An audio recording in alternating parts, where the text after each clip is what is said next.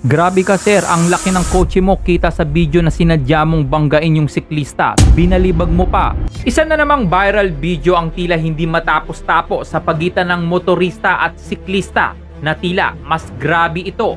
Panoorin mo ang video na ito.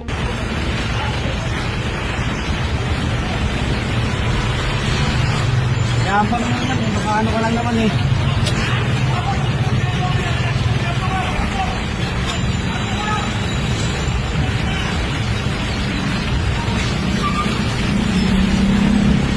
Sa bilanggaan niya.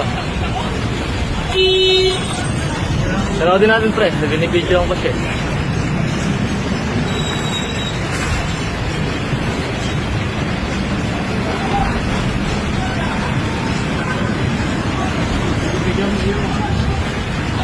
Sa plate number niya.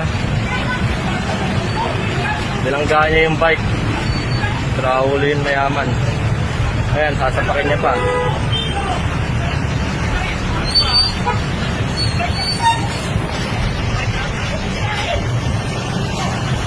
Makikita sa video na harapang sinagasaan ang siklista ng nakakotse nang siya ay lumiko. Napansin din na tila binalibag din ang bike nito. Ayan, saraulo siya.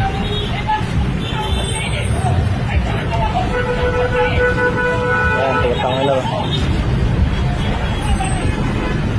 Ayan, tututumpakin nila.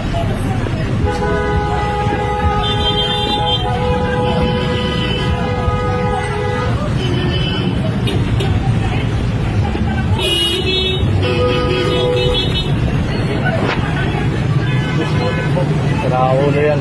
Ayan. Binanggaan niya yung nakabike.